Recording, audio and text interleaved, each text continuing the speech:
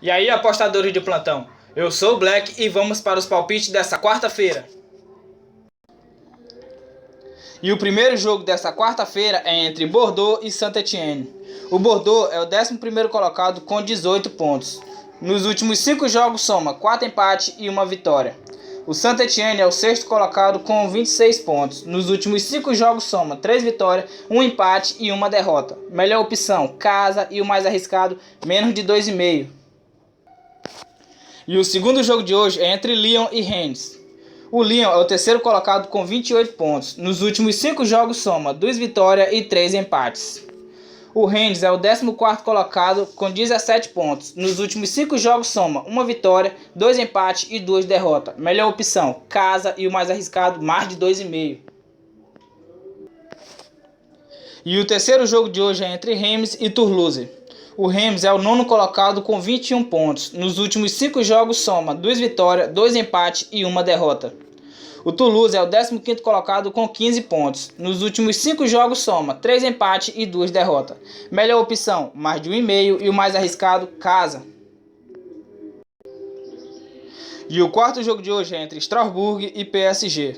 O Strasbourg é o 8º colocado com 21 pontos. Nos últimos 5 jogos soma 2 vitórias, 2 empates e 1 derrota.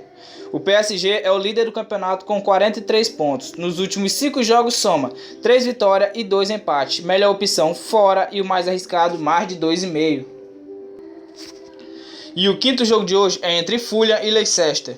O Fulham é o 20º colocado com 8 pontos. Nos últimos 5 jogos soma 1 vitória e 4 derrotas. O Leicester é o 8º colocado com 21 pontos. Nos últimos 5 jogos soma 3 vitórias e 2 empates. Melhor opção, mais de 1,5, e o mais arriscado, fora.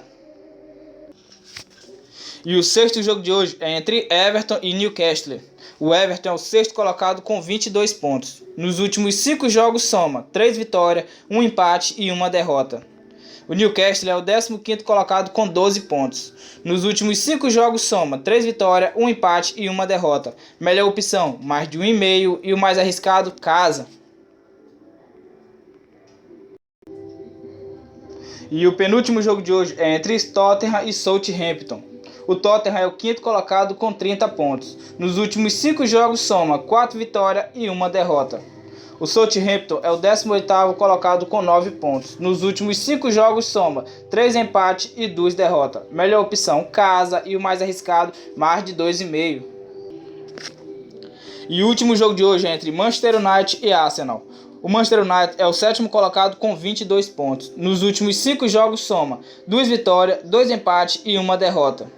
O Arsenal é o 4º colocado com 30 pontos. Nos últimos 5 jogos soma 3 vitórias e 2 empates. Melhor opção, mais de 1,5, e o mais arriscado, fora.